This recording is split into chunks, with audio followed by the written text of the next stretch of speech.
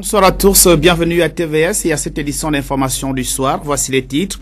Julien Assoumakwe, 4e maire adjoint de la commune de Libreville, désormais plus proche des besoins des populations de sa circonscription politique. Après les travaux liés à la route, l'homme se bat actuellement pour l'électrification du quartier. Par ailleurs, la tradition a été respectée par les populations de la capitale gabonaise dans le cadre de la journée citoyenne. Nous revenons tout à l'heure en détail et en explication avec Euphrem Biyogedzo. Rebonsoir à tous, merci de votre confiance sans cesse renouvelée à l'édition d'information sur TVS, la télévision Shekina.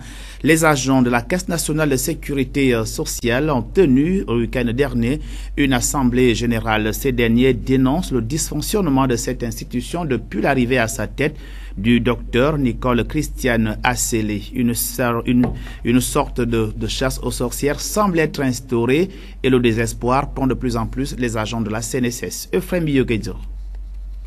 Le torche brûle en ce moment entre le personnel de la CNSS et la direction générale. C'est le constat qui se dégage finalement après l'Assemblée générale tenue par l'une des centrales syndicales majoritaires de cette administration, laquelle est désormais positionnée comme porte-étendard des droits des travailleurs de la Caisse nationale de sécurité sociale.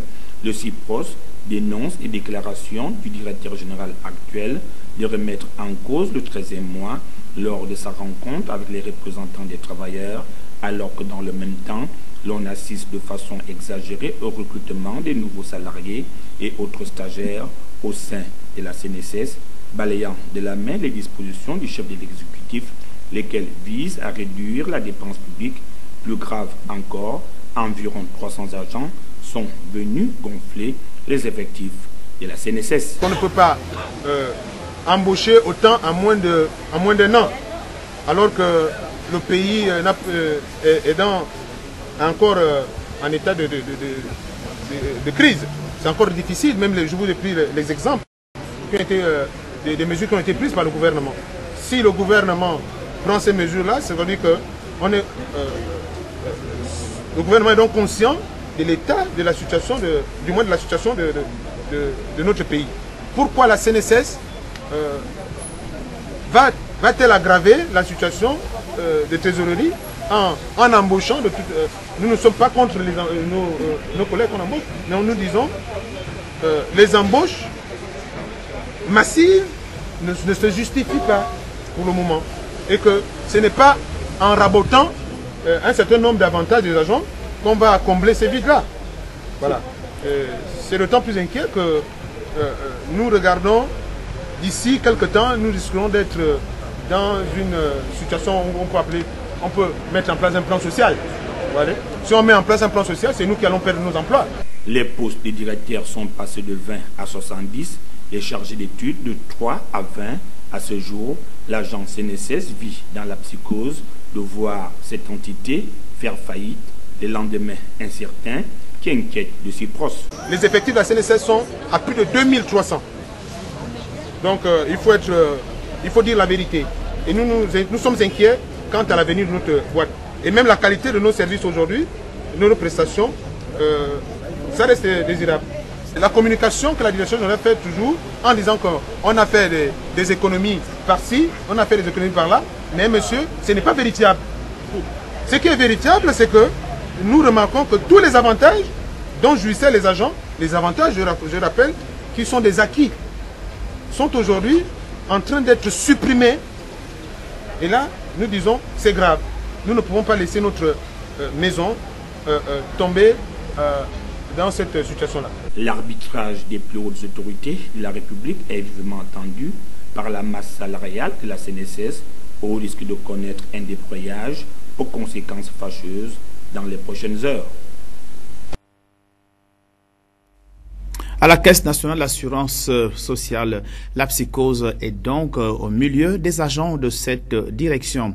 Nous continuons avec le social cette fois-ci le week-end dernier à l'occasion du premier samedi du mois marquant la journée citoyenne. Dans la capitale gabonaise, des équipes étaient visibles avec un seul but, lutter contre l'insalubrité. Reportage. Pour cette journée citoyenne, d'ailleurs, comme toutes les autres journées citoyennes, les élus du 4e arrondissement sont venus tous ensemble, accompagnés des élus de l'hôtel de ville, pour constater l'insalubrité sur le terrain et pour sensibiliser les populations sur vraiment l'intérêt de maintenir l'espace public propre. Donc nous sommes tous ensemble. C'est une lutte, un combat de longue haleine, mais il ne faut pas se lasser. Donc une énième fois, nous sommes encore sur le terrain auprès d'eux pour mener cette opération de sensibilisation. Et un jour, ça portera des fruits. Nous sommes convaincus. Vous l'aurez bien compris, le 4e arrondissement de la commune de Libreville n'est pas resté en marge des activités consacrées aux questions de salubrité dans nos quartiers.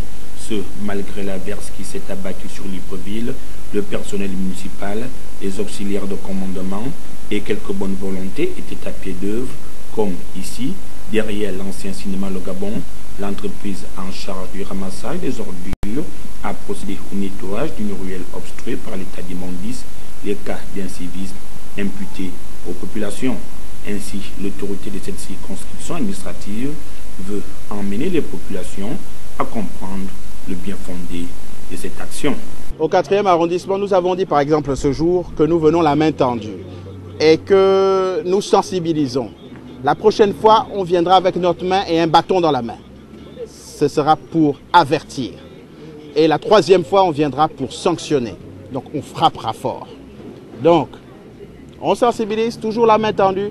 Si les gens à un moment donné ne veulent pas comprendre, on va prendre nos responsabilités. En tout cas, au 4e, on va prendre nos responsabilités et on va sévir. Et on a déjà commencé à le faire pour les voitures. On n'a pas peur de le faire pour la salubrité. Christian Ngoua, 2e maire adjoint de la commune de Libreville, lui également a effectué le tour de ville pour constater de visu l'effectivité de ces opérations de nettoyage. La sensibilisation doit demeurer l'un des points forts en vue d'emmener les populations à comprendre le bien fondé de la présente action. L'incivique est toujours demeure, mais comme l'a dit le maire du 4e tout à l'heure, nous continuons à sensibiliser et au regard du constat qui a été fait ce matin, nous sentons qu'il y a certains qui commencent à prendre conscience du message que nous passons. La propreté de façon régulière des espaces publics de la ville contribue à l'embellissement de la capitale gabonaise.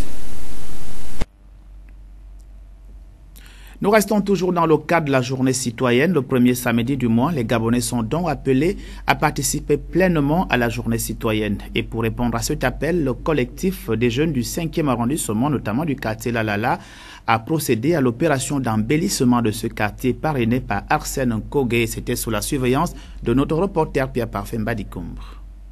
La journée citoyenne a été décrétée par le chef de l'État Ali Bongo Ondimba en 2016. Elle a pour vocation de responsabiliser les citoyens dans la propreté de leur quartier et d'accompagner les mairies d'arrondissement dans leur tâche d'amélioration de la qualité de vie des concitoyens. C'est donc dans cette optique que ce samedi, la présence du collectif des jeunes du 5e arrondissement à Lalala a été très remarquée. Pelle, râteau, balai, pioche à la main, tous les acteurs étaient mobilisés pour une entraide citoyenne. L'objectif ici, c'est d'être à l'écoute des populations et chaque fois que ce sera possible, M. Arsène Nkogé, comme il a fait par le passé, pourra intervenir par rapport aux moyens qu'il a en tant que fils de Lalala et du 5e arrondissement. Vêtus de gants, de bottes et de gilets, l'exercice de tous ces jeunes, soutenus par Arsène Nkogé, a consisté à curer les canaux, désherber, sarcler et balayer toute la zone de Lalala, Lourdes et Rico. Un exercice répété depuis plusieurs années. Notre initiative a démarré depuis 2016. On a commencé par boucher d'abord les nids de route là. Et après nous sommes montés dans les canals parce que vu que les canals, c'est ce qui fait circuler de l'eau et ça nous attirait beaucoup d'inondations. Maintenant aujourd'hui, Arsène Nkogé nous a envoyé sur le terrain pour venir aider les populations. Nous en remercions vraiment. Comme l'on s'en doute, cette sortie du collectif des jeunes du 5e arrondissement n'a pas manqué de ravir les populations. Comme en témoigne Mapo. Sincèrement, je remercie beaucoup, énormément M. Arsène Nkogé. Vraiment, c'est un jeune, c'est un monsieur. L'idée qu'il a eue de venir nous aider aujourd'hui le 1er septembre, vraiment, je le remercie beaucoup. Ce n'est pas la première fois qu'il retient des actes pareils, mais nous lui remercions beaucoup. Surtout pour déboucher le caniveau, parce qu'il y avait vraiment l'inondation.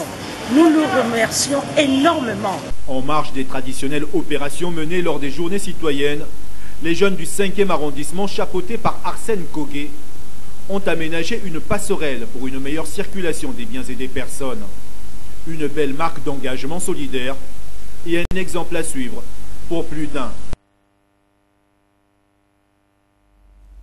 Rien à voir avec la journée citoyenne en souvenir aux personnes disparues le 31 août 2016 lors de la crise post-électorale. La Coalition pour la Nouvelle République a institué une journée dénommée Journée des Martyrs. L'importance de cette journée dans ce récit de Frem Yoguedo. La commémoration de la Journée des Martyrs en souvenir aux hommes et femmes tombés sous les balles lors de l'attaque du quartier général de Jamping par un commando est à la fois un moment de prière et de recueillement à la mémoire des personnes disparues. Cette journée est désormais instituée par la Coalition pour la Nouvelle République, née de la volonté d'un homme, Jamping, président de ce groupement de résistants, chaque mois d'août, et à la même date, nombreux sont ceux qui se donnent rendez-vous sur ce lieu qui constitue désormais une page de l'histoire de la vie politique gabonaise. Le peuple gabonais, résistant, qui reste toujours debout, est un peuple considérable. Notre détermination à aller jusqu'au bout n'est pas négociable. Elle ne connaîtra jamais, non jamais, ni de compromis, ni de compromission, jusqu'à ce que ce peuple soit rétabli dans ses droits démocratiques, jusqu'à ce que ce même peuple de tradition pacifique soit réhabilité dans sa dignité d'homme et de femme libre. Nous devons tous nous rappeler que nous n'avons qu'un seul pays, une seule patrie, le Gabon. Le patriotisme, parce que pendant longtemps, trop longtemps, nous avons péché par égoïsme en mettant en avant nos intérêts personnels au détriment de l'intérêt général. Nous avons besoin d'être patriotes pour éviter à notre pays de sombrer dans les affres du sous-développement éternel. Nous avons besoin d'être patriotes pour nous insurger contre la mise en faillite de notre économie, l'exploitation abusive et intolérable de notre faune, notre flore et nos richesses minières, par des gens qui ne sont mus que par un seul dessein, jouir éternellement des ressources du Gabon et faire souffrir les Gabonais. L'amour du prochain et le respect du droit de vote de chacun des citoyens auraient pu éviter ces cas de barbarie, des actes qui doivent interpeller chaque citoyen et acteur politique pour que le pays ne puisse plus connaître une telle mésaventure. Le dialogue, le pardon et l'amour sont là autant de qualités qui doivent caractériser un bon citoyen. Frida Mindungani, le maire du 6e arrondissement de la commune de Libreville, poursuit sa campagne de sensibilisation à la non-violence avant, pendant et après les élections. Après les confessions religieuses et les chefs de quartier, le tour est revenu hier d'échanger avec les sportifs et les artistes du 6e arrondissement de la commune de Libreville. Pierre Parfait Badikoum, reportage. Période électorale, le rôle des acteurs culturels et sportifs mis en relief. Frida Mindungani, le maire du 6e arrondissement, a échangé avec les créateurs d'œuvres de l'esprit et les sportifs de sa circonscription administrative au cours d'une rencontre organisée dans la salle des fêtes de son administration. Supporters, ils ont des admirateurs, les artistes aussi, hein, ils ont des supporters et des admirateurs, et ils ont des personnes qui les prennent en référence. Donc il serait bien que le message vienne de leur part et que ça soit de façon douce, atténuée, et que l'on puisse avoir une certaine sensibilité qui va opérer au niveau de cette jeunesse qui cherche des repères, et beaucoup trouvent des repères en ces artistes et en ces... Au sortir de cette rencontre interactive, les artistes et les sportifs du 6e arrondissement se sont dit satisfaits du vis-à-vis avec Frida Mindungani, à qui ils ont promis d'apporter leur soutien pour le bon déroulement des élections législatives et locales. Bien sûr que nous avons compris le bien fondé de cette initiative parce qu'en dépit de tout, nous sommes d'abord citoyens abonnés et nous avons une responsabilité face à la nation, face à l'État. L'initiative est très bien menée, en sorte que nous sommes des artistes, on a un devoir de conscientisation à la population publique, à travers l'admiration que les gens ont de nous. On peut passer par là pour pouvoir transmettre un message patriotique, un message à la responsabilité des infrastructures publiques et à ce que toute chose, il est mieux de préserver ce qu'on a déjà, de pouvoir se vouer à toutes sortes de vandalisme, à la destruction des œuvres publiques, des établissements publics par rapport à une frustration. Cette rencontre est la 1e du genre.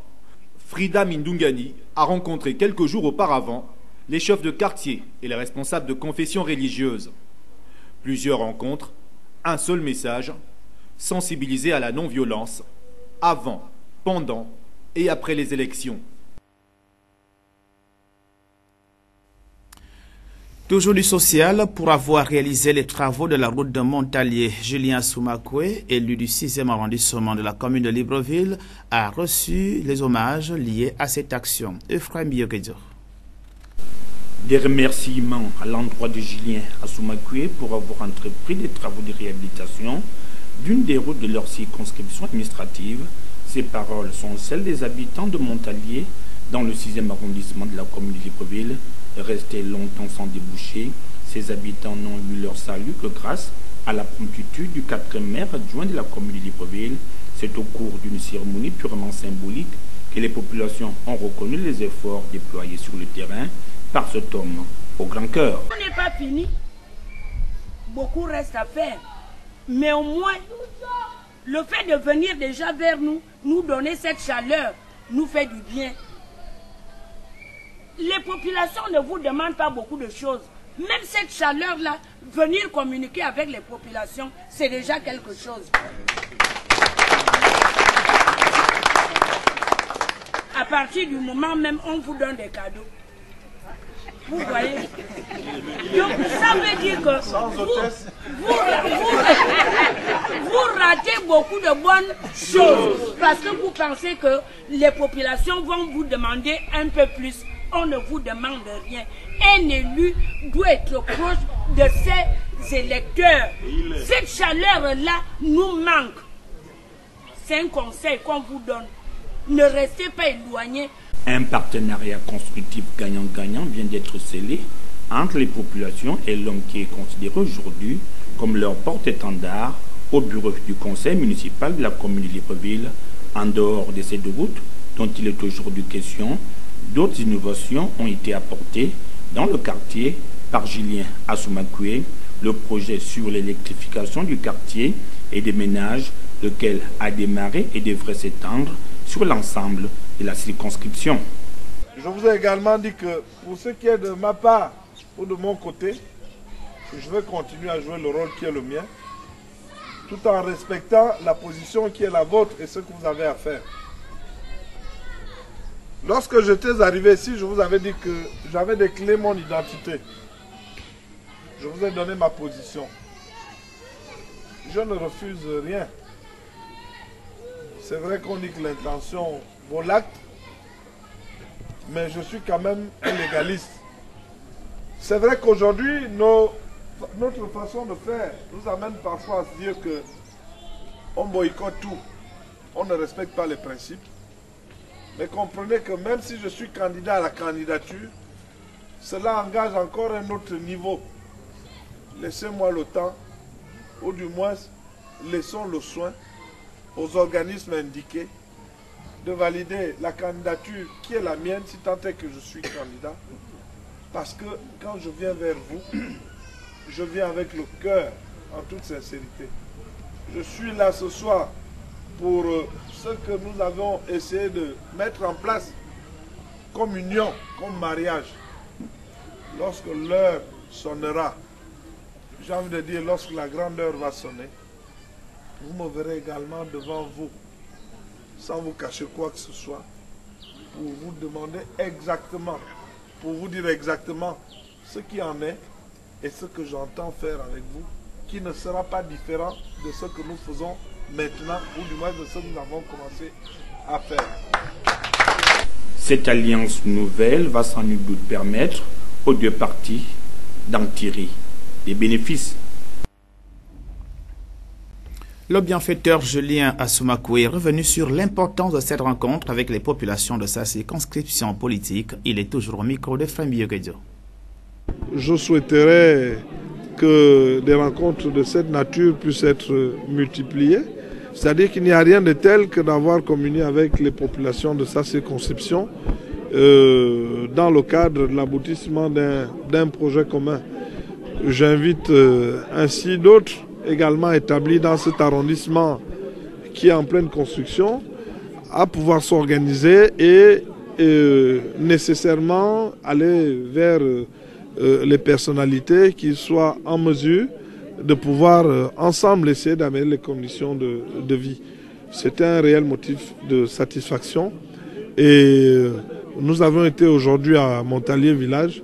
Nous avons d'autres étapes également qui nous attendent et je pense que c'est un processus et une aventure qui mériterait d'être vécue. C'est vraiment une réelle satisfaction que de pouvoir être à l'initiative d'un projet commun de développement et puis y participer activement en toute sincérité et de voir son aboutissement. Vous avez pu constater ce soir la responsabilité affichée par ces populations qui ont répondu présent à cette rencontre. L'objectif ici n'était pas de rechercher la foule en tant que telle, mais de viser un certain nombre de résidents de ce secteur qui se sont manifestés, qui ont contribué et qui ont soutenu ce projet. Donc comme je vous le disais tantôt, cela va être perpétué et je ne peux qu'être satisfait, mais en rappelant tout de même que ma satisfaction également, je devrais ici le confirmer, je devrais pouvoir la mettre également à l'actif de ces organismes-là qui nous accompagnent. Ici à Montalier, il y avait un problème d'éclairage et nous nous sommes rapprochés par mon entremise de l'organisme qui s'occupe de la question d'éclairage public et qui a réagi de façon favorable dans la collaboration qui a été instaurée, qui a réagi de façon favorable et le niveau de satisfaction peut être aujourd'hui constaté. Profitant également de cette tribune, je suis certes conseiller municipal du 6e, mais je voudrais dire également que l'égalité de chance, tant voulue par le chef de l'État, n'est pas un vain mot. Dans une ville, un poteau d'éclairage ordinaire et en dessous, vous trouverez un poteau du lot de ces 50 000, pendant que dans ces zones, il n'en est rien. Donc vraiment, c'est un cri de cœur ici que je lance au nom de ces populations, pas spécifiquement pour la période bien indiquée, mais simplement parce que justement cette mise à disposition est faite dans ces délais pour que nécessairement, j'ai envie de dire, les bienfaits de cette politique puissent avoir un élargissement qui soit de portée et que l'égalité réellement devienne une réalité. Initialement prévu le 12 août, le Gabon a célébré le 1er septembre en différé la journée internationale de la jeunesse sous le thème « Au-delà de la jeunesse, au-delà du handicap ». Pierre Pafemba Dicombre. Ministre chef du gouvernement en collaboration avec le système des Nations Unies, le ministère de l'égalité des chances de la jeunesse chargé des Gabonais de l'étranger a célébré le 1er septembre en différé la journée internationale de la jeunesse sous le thème « Au-delà de la jeunesse, au-delà du handicap ». C'est le Palais des Sports de Libreville qui a abrité les événements retenus au programme de l'événement, notamment un concours d'art oratoire dénommé le Pitch, visant à mettre en exergue des projets entrepreneuriaux des jeunes en manque de soutien. Ce concours a vu ses lauréats être récompensés sur place, en même temps que les meilleures associations jeunesse, mutuelles universitaires, coopératives scolaires, conseil provincial de la jeunesse et junior entreprises. S'exprimant au sujet des maux qui minent la jeunesse, le ministre Anganji Alandji Arnaud Calixte a appelé les journalistes à mieux faire leur travail de relais de la bonne information. Avoir un emploi, quand vous êtes 5000, il faut se lever le matin et dire que je vais chercher un emploi. Travailler ou monter une entreprise. Et c'est ça la frustration qui est la nôtre aujourd'hui. C'est que vous donnez, vous, avec les questions que vous posez, l'impression que les jeunes aujourd'hui, il suffit de se lever pour dire je vais être entrepreneur. Pour être entrepreneur, il faut travailler 80, 84 heures, 100 heures par semaine. Donc si vous avez un jeune qui n'arrive pas à travailler 40 heures, si vous l'amenez vers l'entrepreneuriat, si lui-même ne met pas ses tripes sur la table, il se passe quoi? Et je dis, c'est vous aussi, les hommes de médias. Il faut que vous arrêtiez, c'est ce que je disais au Conseil national de la jeunesse. Il faut qu'on arrête à chaque fois que l'on parle de jeunesse, d'amener toujours de façon subtile sur le terrain politique. Les trois questions ne visent que ça. Politiser un débat qui est un débat de fond sur ce que la jeunesse fait, ce qu'on veut pour notre jeunesse et comment on s'assure que lorsqu'on crée une opportunité pour la jeunesse, il n'y ait pas de discours de pollution autour. Ce stade est là. Qu'est-ce que vous faites, vous, lorsque vous communiquez pour dire aux jeunes, il y a un stade flambant neuf? Qu'est-ce qu'il faut de plus? On va leur acheter des ballons, ensuite, si personne ne vient jouer, on fait quoi? Donc je dis, il faut juste qu'on arrête. Et c'est ça, au-delà de la jeunesse, c'est qu'il faut qu'on arrête juste de dire à la jeunesse que la jeunesse est un frein. Que chaque fois qu'il y a une opportunité, il faut qu'on vienne chercher quelqu'un chez lui le matin, qu'on le traîne par la main et qu'on l'amène s'asseoir sur la table de travail. Ce n'est pas ce que le gouvernement dit. Ce que le gouvernement dit, c'est que nous mettons en place des réformes, nous proposons des solutions pour la jeunesse. Maintenant, il y a quand même la question de dire, tenez le Grand Prix de l'Excellence. C'est une initiative des plus hautes autorités. En 2014, il y a eu des lauréats. Vous êtes repartis leur demander ce qui s'est passé. Et c'est ça la réalité. Dans le même élan, le ministre de la Jeunesse a souhaité que la jeunesse gabonaise rallume la flamme qu'il a toujours habitée pour s'éloigner définitivement des déviances qui la minent actuellement. Essentiellement, nous assurer que l'année prochaine, nous puissions étendre l'initiative. Et lorsque nous aurons réussi à étendre l'initiative, nous allons d'abord passer à une refonte du Conseil national de la jeunesse. Il faut que cet organe, qui est l'organe des jeunes, soit pris en main par eux-mêmes. Vous imaginez bien qu'aujourd'hui, on a des guerres de leadership qui s'installent alors que l'institution n'est même pas encore sûre, n'a même pas encore atteint sa vitesse de croisière. Donc notre gros défi, c'est quand même ramener la flamme de la jeunesse. Qu'elle se réapproprie les causes qu'il a conservées. La Journée internationale de la jeunesse vise à célébrer le rôle prépondérant des jeunes dans le développement des États. C'est du 3 au 8 septembre que se tient ici à Libreville, la capitale gabonaise, la 5e édition des Samba professionnels. Les organisateurs de cet événement du rendez-vous, du donner et du recevoir ont animé ce matin une conférence de presse à laquelle prenait part le parrain de cette 5e édition, à savoir le saxophoniste camerounais Manu Dibango. Reportage. L'entrepreneuriat et l'épanouissement professionnel de la jeunesse africaine par les Africains, c'est l'objectif que s'est assigné l'organisation des Samba professionnels dans leur 5e édition qui s'est ouverte ce matin au complexe Michel Dira par une conférence de presse à laquelle prenait part le parrain de cette 5e édition, le célèbre saxophoniste camerounais Manu Dibango. Pas forcément la pirogue pour aller à Méditerranée. Ceux qui sont ici à Koura, ils rêvent d'autres choses. Et ceux qui rêvent d'autres choses, ça m'intéresse. Il faut savoir comment, à quel moment. Aujourd'hui, pour moi, c'est un grand jour de voir ça, franchement. Au bout de 60 ans de carrière, de voir enfin une autre Afrique se lever, c'est pas un long tranquille, ça c'est sûr. Mais au moins, au lieu de respecter, d'attaquer les gens dans les rues, de faire n'importe quoi, les gens veulent réfléchir et puis voir comment ils peuvent entrevoir le continent, leur pays d'abord, et ensuite comment on peut agir autrement en Afrique.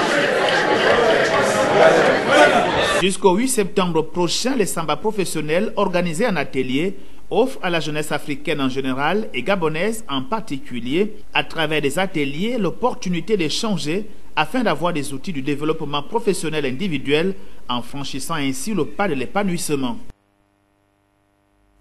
Nous parlons en présent de sport avec la finale du tournoi de la solidarité le week-end dernier au lycée Bessieux. Et cette finale a opposé la formation de Bangam FC à celle de Renaissance. Yassani Kolandong. De solidarité lancée en minutes s'achève avec une très belle affiche. Renaissance en vert opposée au Bangam FC en bleu. C'est donc par ce geste phare de la discipline que Mendy Kabangoy lance les activités de cette finale. Et pour le bon déroulement de l'événement, un seul lieu a servi de cadre, le stade du lycée Bessieux, situé dans le 2e arrondissement de la commune de Libreville. Sur l'aire de jeu, les deux formations avaient pour objectif de faire bonne figure afin de remporter le sacre. Obangam FC, plus déterminé et serein dans ses compartiments, domine les Verts sur un score d'1-0. Et c'est par ce score que le match s'est achevé. Et les réactions n'ont pas tardé. D'abord, celle du capitaine de Obangam FC. À chaque fois on sort d'une victoire qui puisse être en finale, forcément un sentiment de joie. Au moins, tous les efforts qu'on a entrepris durant le début de la compétition, on a été récompensé par tous ces efforts-là, Dieu merci. Donc, sentiment de joie. On a travaillé beaucoup sur la tactique parce qu'on savait que l'adversaire avait beaucoup d'envie, c'est que nous aussi nous avons. Ils s'engageaient beaucoup sur les premiers et deuxièmes ballons. Nous aussi on s'est joué comme ça. Maintenant, sans leur manquer de respect, tactiquement et en valeur intrinsèque, on était quand même supérieur. Quand tu prends le défaite, c'est Dieu qui donne tout ça là. Dieu toujours compte. Comment aider de venir jusqu'au final. L'année passée, j'ai joué le tournoi avec une autre équipe, mais je n'ai pas allé jusqu'au-là. Mais l'année là, j'ai présenté même mon équipe. Je suis arrivé jusqu'au-ci. Je suis content parce que ce qui n'est pas massé, c'est pour marquer. C'est Dieu qui donne la victoire là. Quand même, on a joué, mais l'équipe est plus fort que nous parce qu'ils ont marqué, on dit le meilleur gars. Satisfait de l'engouement autour de la compétition et du bon déroulement de cette messe qui a réuni les différentes personnalités du football, le comité d'organisation salue les objectifs atteints. L'exercice de la compétition pour 3e arrondissement, ça fait 10 ans déjà. L'année passée, ça a bien passé, cette année encore. L'autre projet chaque année pour organiser un tournoi. Au niveau des tournois, les centres de formation à participer, ils sont éliminés le premier tour. Quand c'est un bon tournoi, ça vient vraiment bien passer. Les enfants ils sont bien comportés. Je suis content pour remercier encore toutes les équipes qui ont participé dans mon tournoi.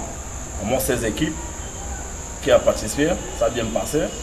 Tous les comportements, toutes les équipes, c'était un bon comportement. J'ai remercié toutes les équipes là. C'est par la remise des prix aux différents acteurs que la cérémonie a pris fin. Du 1er septembre au 1er octobre 2018 se tiendra au stade Baraka la 2e édition du Clash de vacances initié par la Fondation Constant Oyono qui a d'ailleurs lui-même pris une part active au coup d'envoi de cette 2e édition. Mosconi Ngonumba. Les vice-champions de l'édition précédente, à savoir l'Ikwala en vert et la Squadre Azura des derrière la plus en jaune, ont ouvert les hostilités de cette 2e édition du Clash de football vacances dénommé Constant Oyono qui s'est déroulé du côté du stade de Baraka. Le clash Constant Oyono est un clash dédié à M. Constant Oyono, un Gabonais qui a déployé souvent comme ça des actions au bénéfice de la jeunesse gabonaise. Ce clash est donc à sa 2e édition, une édition qui sera bénéfique pour la jeunesse gabonaise dans son ensemble et singulièrement celle du 4e arrondissement. L'année passée on a eu 8, aujourd'hui on a doublé, c'est-à-dire 16. L'année passée, on a donné le premier, 1 million. Aujourd'hui, nous passons à 1 500 000. Le deuxième était à 500 000. Aujourd'hui, nous sommes à 750 000. Le troisième avait 250 000. Aujourd'hui, nous passons à 400 000. Le Fair Play, l'équipe Fair Play a 200 000. Cette année, l'équipe Fair Play aura 150 000. Pour cette année, nous espérons que les équipes vont élever aussi le niveau comme le comité d'organisation essaie de faire des choses. Eux aussi vont nous promettre le spectacle. Une 2e édition réussie par la présence du parrain de cette compétition, Jean-Didier Moukani Wangou, ministre d'État, ministre de l'Enseignement supérieur et de la Recherche scientifique, qui a par ailleurs lancé le coup d'envoi de cette rencontre. Je pensais avoir à répondre à l'appel des jeunes qui estiment qu'il est bon qu'ils s'emploient sainement. Maintenant, il faut mettre en place avec les organisateurs, les mécanismes qui permettent de mettre la pérennité derrière cette action. Je souhaite plein succès à cette compétition. Je suis fier des jeunes qui, par le sport, font la promotion des valeurs justes, des valeurs positives pour la société. Et je crois que cette jeunesse-là, c'est celle que l'on veut dans ce pays. Réunir les amis sportifs autour du football reste une initiative louable de la Fondation Constant Oyono qui, chaque année, œuvre pour l'épanouissement de la jeunesse gabonaise à travers l'organisation de cet événement à caractère sportif. L'actualité hors de nos frontières nous conduit en Russie. Dans un discours télévisé, le président russe Vladimir Poutine annonce qu'il assouplit sa réforme des retraites très impopulaire, fixant le départ à la retraite pour les femmes à 60 ans au lieu de 63 ans dans le texte initial. Reportage. La réforme de trop. Pour ces milliers de manifestants, le relèvement de l'âge de départ à la retraite ne passe toujours pas. Cela fait maintenant plusieurs semaines que les Russes rejettent cette réforme et investissent les rues de plusieurs grandes villes du pays, comme ici à Yekaterinbourg ou encore dans la capitale Moscou. J'ai payé les fonds de pension toute ma vie, mais je n'aurai droit à rien. C'est l'essence même de cette réforme. Je me fais voler. Je suis contre. Je n'aime pas me faire voler. Alors je vais résister. Réagissant à la pression de la rue, Vladimir Poutine a bien voulu reculer sur certaines mesures mercredi, comme l'âge de départ à la retraite pour les femmes. Il propose maintenant qu'elles partent à la retraite dès l'âge de 60 ans, au lieu de 63 ans dans le texte initial et 55 ans actuellement. Aucun changement en revanche pour les hommes, qui devront attendre d'avoir 65 ans avant de partir à la retraite contre 60 ans aujourd'hui, dans un pays où l'espérance de vie est de 66 ans. Le président russe a également suggéré d'autres mesures pour calmer la fronde de la population, comme un départ anticipé pour les mères de familles nombreuses, ou encore le maintien d'avantages pour certaines professions, comme les mineurs. S'il a bien voulu assouplir la réforme, Vladimir Poutine a assuré qu'elle ne serait pas reportée. Le président russe la juge difficile, mais nécessaire. Sur le long terme, si nous faisons preuve d'hésitation aujourd'hui, cela peut menacer la stabilité de la société et la sécurité du pays. Cette réforme des retraites ne faisait pas partie du programme de Vladimir Poutine avant sa réélection en mars. Depuis l'annonce de cette mesure, la popularité du président russe a chuté d'environ 15% entre les mois de mai et juillet. Voici à présent la rubrique Expression libre. Otman Aldoma, Bunda et Régis Koumba vous ont posé la question de savoir quel est le plus grand lac du Gabon.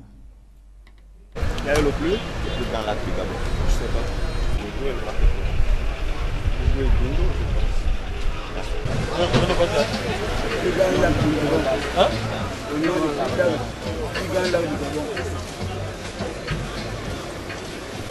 Le nom du plus grand lac du Gabon, c'est le lac Azino. Lac Azino. lac, c'est la Taro, hein. C'est le lac Taro. La Taro et du Gabon. Le plus grand lac du Gabon. Le plus grand lac ou le plus grand fleuve? Le plus grand lac du Gabon, moi je veux dire le Gouer. Pardon? Le nom du plus grand lac. Le plus grand lac du Gabon, c'est le lac Onangé qu'on retrouve dans la province de Moyen-Ogooué. C'est la fin de cette édition d'information. Merci de l'avoir regardé. C'est le très haut. Je vous retrouve demain à la même heure. Bonne nuit à tous.